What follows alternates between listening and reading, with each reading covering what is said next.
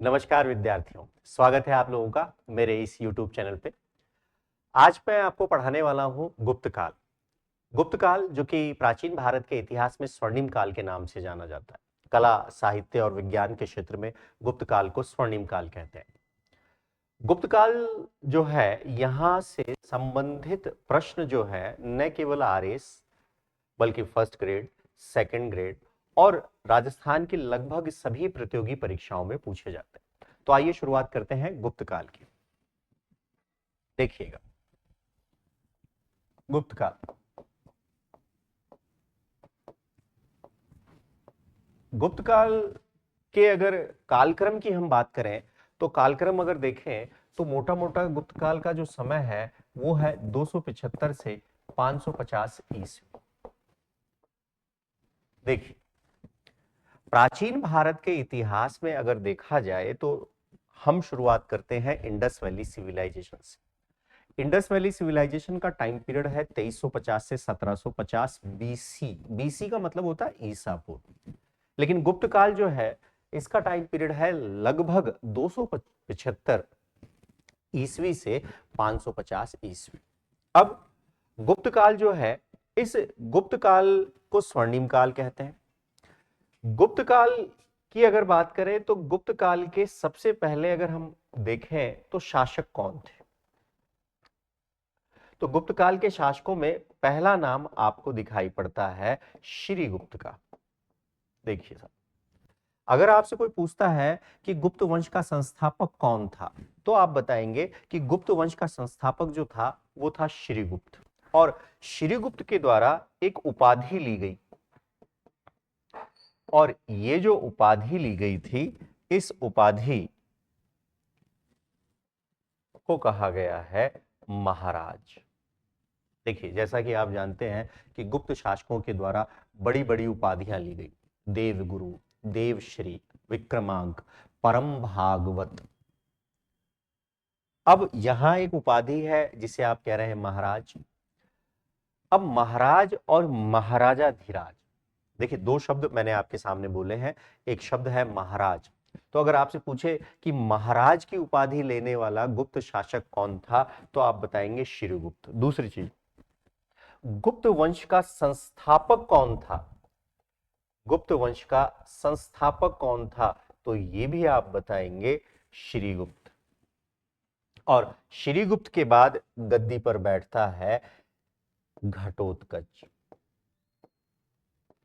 और घटोत्कच के द्वारा भी जो है जो उपाधि ली जाती है वो है महाराज। तो कौन सी उपाधि हुई, एक तो हुई महाराज, और आगे चलकर उपाधियां चेंज होगी, महाराजाधिराज, देवगुप्त, देवश्री, ऐसी उपाधियां आपको देखने को मिलेगी। अब बात करते हैं गुप्तों की उत्पत्ति के बारे में कि साहब गुप्त शासक कौन थे, इनकी उत्पत्ति कहां से हुई। तो चलिए, पहली बात संस्थापक।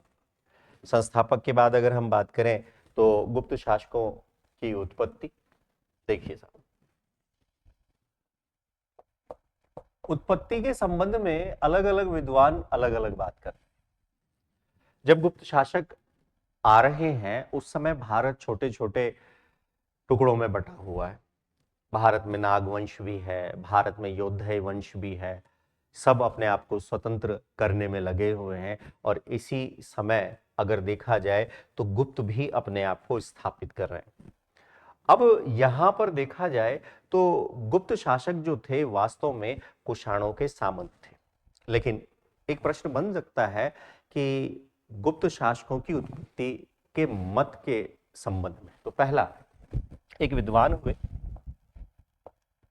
और विद्वान की अगर हम बात करें तो विद्वान का नाम है हेमचंद्र राय चौधरी। हेमचंद्र राय चौधरी कहते हैं कि ये जो गुप्त शासक थे ये वास्तव में ब्राह्मण थे। हेमचंद्र राय चौधरी के अनुसार गुप्त शासक ब्राह्मण। बोले साहब ब्राह्मण, देखिए एक प्रभावती गुप्त है और प्रभावती गुप्त का एक पूना ताम्रपत्र है।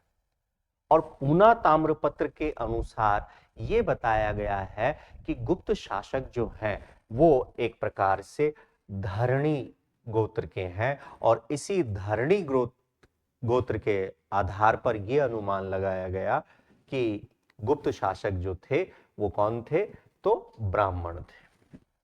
किस आधार पर, तो आधार भी मैं आपको यहां लिख देता हूं।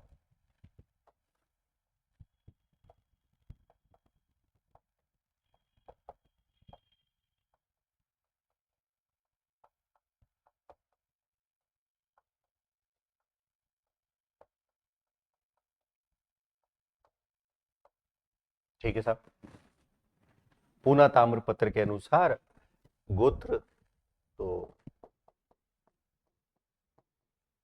गोत्र की अगर हम बात करें तो धारिणी गोत्र, एक तो ये हुआ। तो पहला मत आया कि गुप्त शासक कौन थे, तो गुप्त शासक थे ब्राह्मण। अब कुछ इतिहासकार जैसे आरसी मजूमदार, कुछ इतिहासकार जैसे अगर देखें तो जीएस ओझा, ये कहते हैं कि गुप्त शासक जो थे ये एक प्रकार से क्षत्रिय थे। तो दूसरा मत अगले पेज पर ले लेते हैं। उत्पत्ति की बात हो रही, उत्पत्ति में दूसरा मत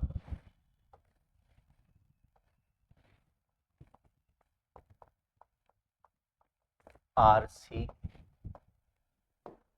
मजूमदार, आरसी मजूमदार के अनुसार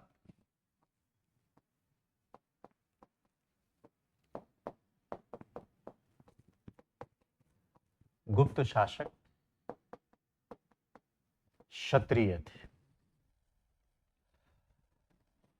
एक ग्रंथ है जावा का जिसका नाम है तंत्री कामंदक, याद रखिएगा, जावा का एक ग्रंथ है जिसका नाम है तंत्री कामंदक, और इस तंत्री कामंदक ग्रंथ में एक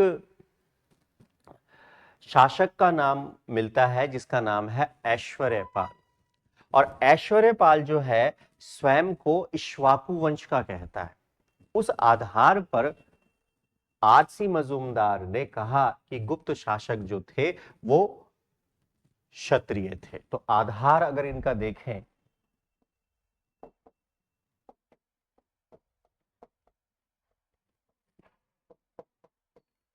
तंत्री कामंदक ग्रंथ, और ये था जावा से संबंधित। तो दूसरा मत आपके सामने आया, दो मत मैंने आपके सामने रखे हैं। एक मत की अगर हम बात करें तो एक मत तो है हेमचंद्र राय चौधरी का, और दूसरा मत जो है अगर आप देखें तो वो है आरसी मजूमदार का। आगे बढ़े, आगे तीसरा मत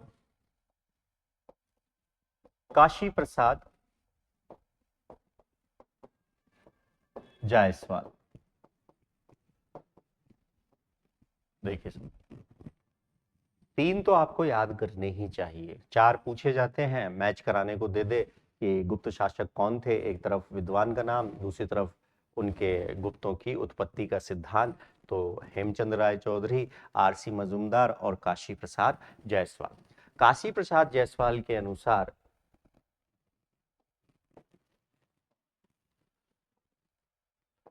गुप्त शासक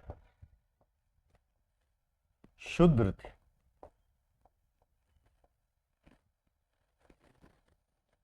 गुप्त शासक शूद्र थे। बोले साहब कैसे? अगर आप देखेंगे तो आपको पता चलेगा कि एक ग्रंथ है जिसका नाम है कौमुदी महोत्सव।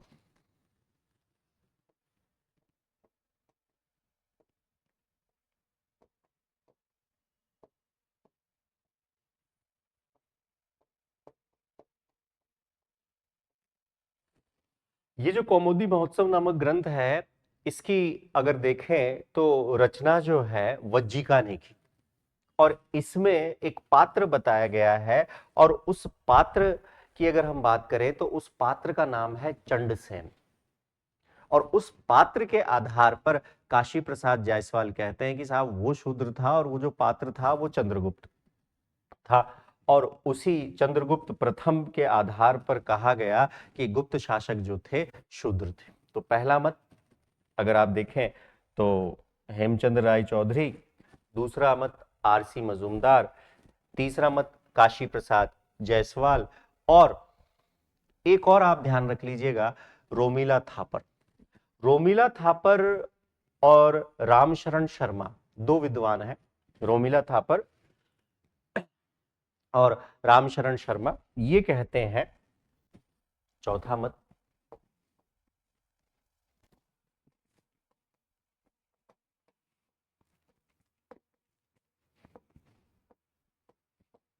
वह रामशरण शर्मा के अनुसार गुप्त शासक वैश्य थे। तो चार बिंदु याद रखिए, चार के अलावा आपको याद करने की आवश्यकता नहीं है। और अगर हम बोले गुप्ता है, जैसे चार वर्ण हुए ना, ब्राह्मण, क्षत्रिय, वैश्य और शूद्र, तो वैश्य व्यापार करने वाले, तो व्यापार करने वाले गुप्ता, अग्रवाल, इस आधार पर इन्होंने ये मत दिया है। लेकिन वास्तव में अगर आप देखेंगे तो गुप्त शासक जो थे, गुप्त शासक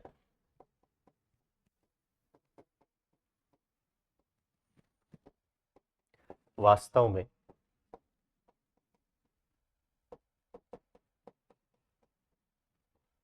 कुषाणों के सामंत थे। याद रखिए, गुप्त शासक कौन थे तो बताएंगे आप, कुषाणों के सामंत थे। सामंत, सामंत को अंग्रेजी में कहते हैं फ्यूडर। सामंत की अगर मैं बात करूं तो सामंत के दो कार्य होते थे बेसिकली, और दो कार्य, एक कार्य तो था प्रशासन चलाना और दूसरा कार्य होता था भू राजस्व वसूल करना। भारत में 700 से 1200 के काल को सामंत काल के नाम से जाना जाता है।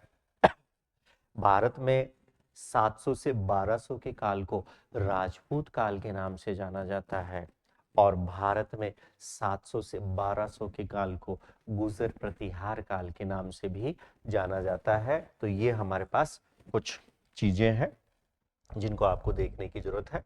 तो यहाँ हमने सबसे पहले ये चर्चा कर ली कि गुप्त शासक कौन थे, कहाँ से आए और कैसे। अब बात करें कि गुप्त काल के बारे में जानकारी के स्रोत क्या है। देखिए, इतिहास, इतिहास का मतलब होता है अतीत की बातों का वर्तमान में अध्ययन, और इतिहास को जानने के लिए आवश्यकता होती है स्रोत की। स्रोत बेसिकली दो प्रकार के होते हैं, एक पुरातात्विक स्रोत और एक साहित्यिक स्रोत। साथ में हम एक शब्द और जोड़ लेते हैं जिसे कहते हैं विदेशी यात्री। विदेशी यात्रियों के यात्रा वृत्तांत से भी हमें जानकारी प्राप्त होती है। तो हम एक बात कर लेते हैं, यहां पर हेडिंग डालेंगे, गुप्त काल के इतिहास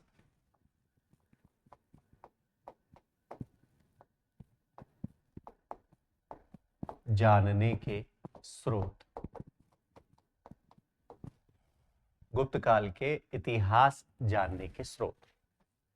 अब गुप्त काल के इतिहास जानने के स्रोत को हम बेसिकली तीन भागों में बांट देते हैं।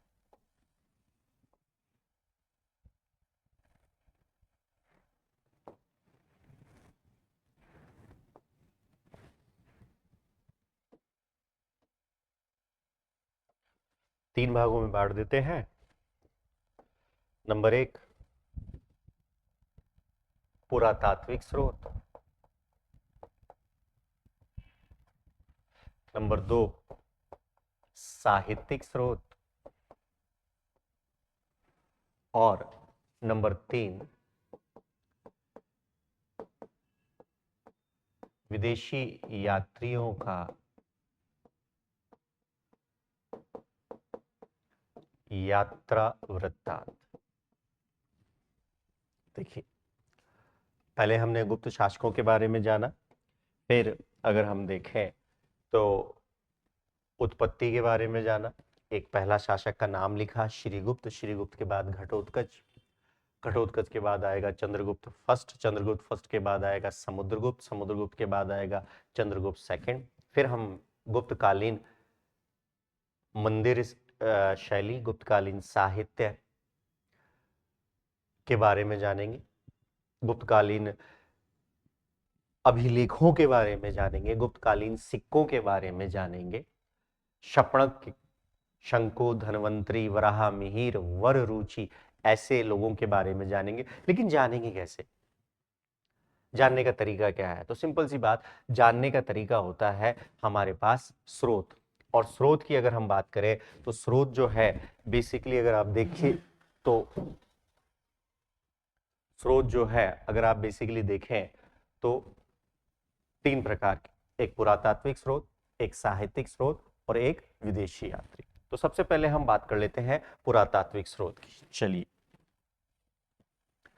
पुरातात्विक स्रोत।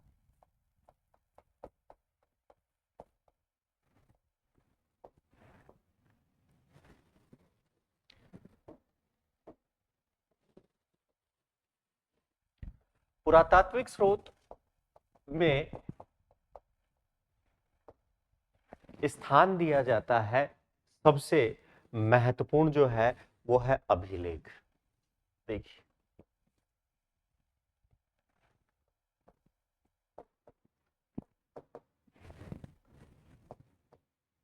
अभिलेख, अभिलेखों के अध्ययन को कहते हैं एपियोग्राफी। ठीक है, और अभिलेखों में अगर हम बात करें तो आपको पता चलेगा कि गुप्त काल में अभिलेखों के स्तर पर यहां नंबर 1 पर तो सबसे इंपॉर्टेंट है समुद्रगुप्त की प्रयाग प्रशस्ति। सब पर आएंगे, हम विस्तार से चर्चा करेंगे, आप बिल्कुल निश्चिंत होकर पढ़िए। समुद्रगुप्त की प्रयाग प्रशस्ति। ठीक है, फिर अगर हम बात करें तो चंद्रगुप्त द्वितीय का उदयगिरी अभिलेख, चंद्रगुप्त सेकंड का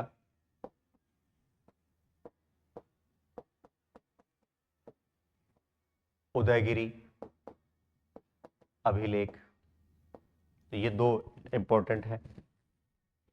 एक मंदसौर प्रशस्ति है जिसकी रचना वत्स भट्टी के द्वारा की गई।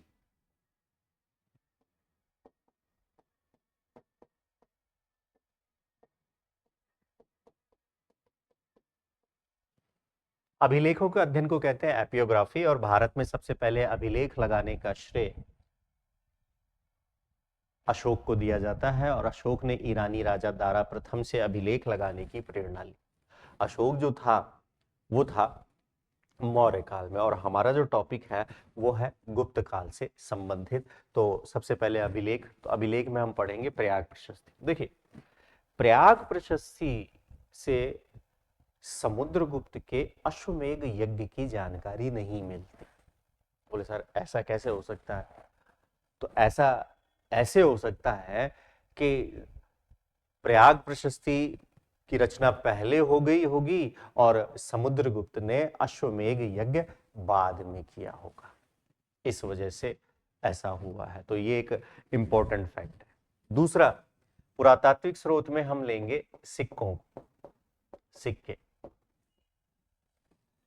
भारत में अलग अलग शासकों ने अपने सिक्के चलाए। किसी ने अपने सिक्कों पर नंदी की आकृति, किसी ने अपने सिक्कों पर गरुड़ की आकृति। लेकिन यहां पर जो सिक्के हैं, पहली चीज तो ध्यान रखिएगा, सोने के सिक्के हैं अधिकतर, और इन सिक्कों से गुप्तकालीन राजनीतिक, आर्थिक व सांस्कृतिक जीवन की जानकारी मिलती है। अगर आप देखेंगे तो एक वास्तविक संस्थापक के रूप में हम देखते हैं चंद्रगुप्त प्रथम को, और चंद्रगुप्त प्रथम के द्वारा कुमार देवी प्रकार के सिक्के, राजा रानी प्रकार के सिक्के चलाए गए। अगर आप देखें समुद्रगुप्त, तो समुद्रगुप्त के द्वारा आप देखेंगे कि अश्वमेघ प्रकार के सिक्के चलाए, वीणा प्रकार के सिक्के चलाए गए। तो सिक्कों से हमें, सिक्कों के अध्ययन को कहते हैं न्यूमिस्मेटिक, और सिक्कों से हमें राजनीतिक, आर्थिक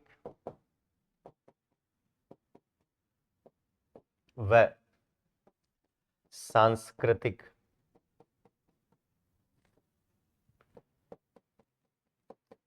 गतिविधियों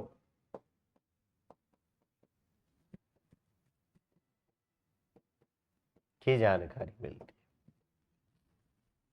तो पुरातात्विक स्रोत, पुरातात्विक स्रोत में पहला है अभिलेख, अभिलेख के बाद है सिक्के, और इसके बाद अगर हम देखें तो कुछ स्मारक।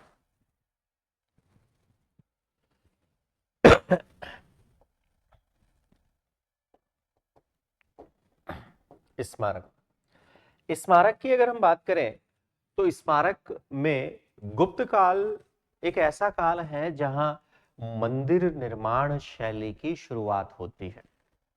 मंदिर निर्माण शैली की बात करें तो नागर शैली, द्रविड़ शैली, वेसर शैली, एकायतन शैली, पंचायतन शैली, महामारू शैली, ये मैंने जो शैलियां बोली है ये मंदिर स्थापत्य से संबंधित है। और गुप्त काल में जो मंदिर निर्माण की शैली थी उसे कहा गया है नागर शैली। नागर का शाब्दिक अर्थ है अगर देखा जाए तो आर्य, तो इसे आर्य शैली भी कहते हैं, और आर्य का अर्थ है श्रेष्ठ, अभिजात्य या कुलीन। तो चैत्य, चैत्य और मंदिर, चैत्य यानी पूजा गृह, तो चैत्य गृह लिख देता हूं, और मंदिर। आपको पता होगा कि झांसी स्थित देवगढ़ के दशावतार मंदिर में, झांसी स्थित देवगढ़ के दशावतार मंदिर में पहली बार शिखर का प्रयोग किया गया, और गुप्तकालीन मंदिरों की प्रमुख विशेषता उनके विशाल शिखर ही होते हैं। तो ये भी आपको ध्यान में रखने की आवश्यकता है। तो गुप्तकालीन पुरातात्विक स्रोत अभिलेख हो गए, सिक्के हो गए और स्मारक हो गए। अब बात कर लेते हैं हम दूसरा साहित्यिक स्रोत की। चलिए, तो हम बात करते हैं साहित्यिक स्रोत की।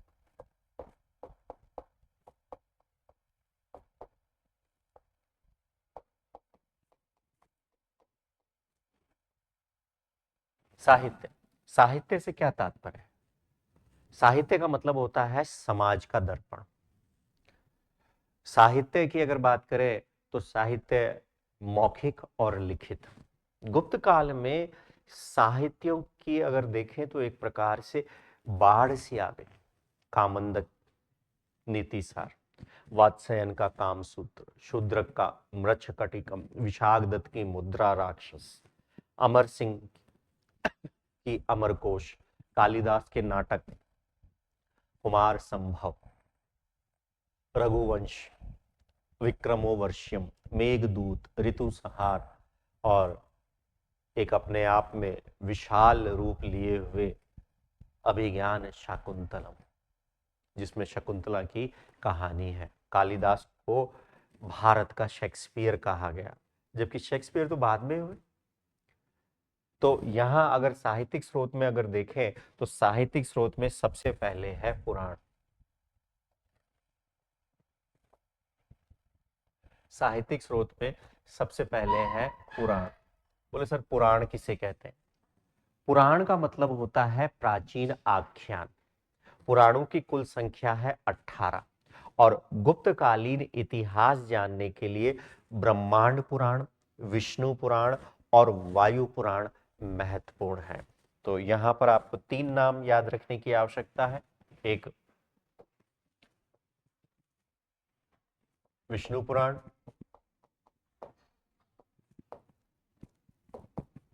एक वायु पुराण, और एक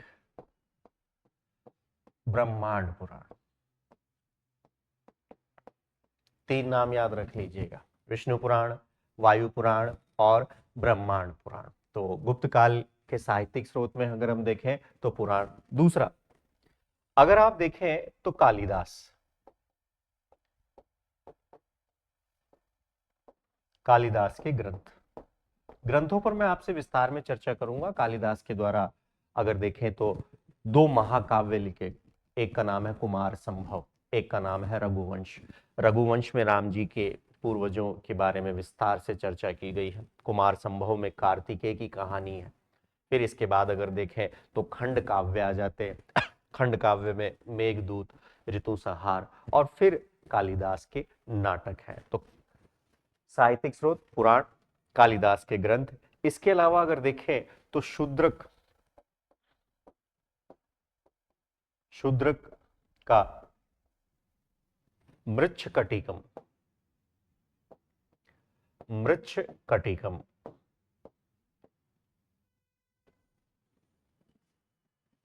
एक चीज ध्यान रखिएगा, गुप्त काल को जहां एक और स्वर्णिम काल कहते हैं, वहीं गुप्त काल में सामाजिक विषमता भी देखने को मिलती है। और इस सामाजिक विषमता का आधार रहेगा अर्थव्यवस्था, जहां एक और समाज में उच्च वर्ग के लोग हैं जो कि संस्कृत भाषा का प्रयोग करते हैं, और एक और जो समाज के निम्न वर्ग हैं वो प्राकृत भाषा का प्रयोग करते हैं। और इसका जीता जागता उदाहरण आपको कालिदास के ग्रंथों में देखने को मिल जाएगा। आगे देखें तो वात्स्यायन का कामसूत्र,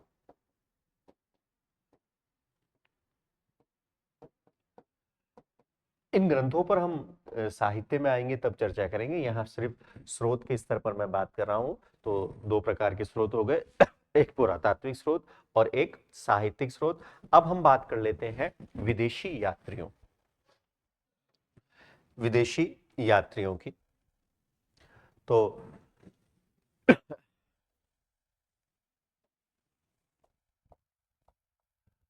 देखिए, गुप्त काल में एक सबसे महत्वपूर्ण विदेशी यात्री जो है वो है फाहियान।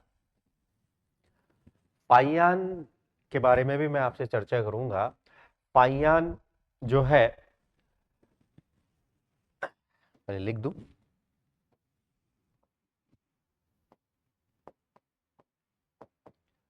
चीनी यात्री था। फाहियान का उद्देश्य था कि बौद्ध धर्म से संबंधित ग्रंथों को एकत्रित करना और उन्हें पढ़ना। फाहियान का जो यात्रा वृत्तांत है, अगर देखें आप, तो फाहियान का यात्रा वृत्तांत जो है वो मिलता है फू को की के नाम से। फाहियान जो है ये आप देखेंगे चंद्रगुप्त सेकंड के काल में भारत आता है। मैं मार्ग की बात करूंगा कि स्थल मार्ग से आता है और जल मार्ग से लौट जाता है। फाहियान कहते हैं कि ये भारत के लोग मांस, मदिरा, लहसुन और प्याज का प्रयोग नहीं करते। क्या ये बात सत्य है? फाहियान कहता है कि भारत के लोग लेन देन में कौड़ियों का प्रयोग करते हैं। क्या ये भी बात सत्य है? जबकि अभी थोड़ी देर पहले मैंने आपको बताया कि गुप्त शासकों ने स्वर्ण मुद्राओं का प्रचलन कराया। फाहियान ये भी कहता है कि भारत में राजद्रोह के अपराध में अपराधी का दाहिना हाथ काट लिया जाता है। तो फाहियान की कई बातें हैं जो गुप्त काल से संबंधित है, और कई बातें ऐसी हैं जो अतिशयोक्तिपूर्ण लगती हैं। लेकिन हो सकता है कि जिस जिस स्थान पर वो गया उसने जो चीजें देखी उसका वर्णन कर दिया, सिंपल सी बात है। तो चंद्रगुप्त सेकंड के काल में आया, लेकिन अपने यात्रा वृत्तांत में कहीं भी चंद्रगुप्त सेकंड के नाम का उल्लेख नहीं करता है। चंद्रगुप्त सेकंड के क्षेत्र के लिए एक शब्द का प्रयोग करता है जिसे कहते हैं मध्य देश। अगली चीज, विदेशी यात्रियों में एक और आपको नाम याद रखने की जरूरत है जिसे आप कहते हैं वेनसांग, और एक और है जिनका नाम है इत्सिंग। तो इत्सिंग और वेनसांग भी गुप्त काल के बारे में जानकारी देते हैं।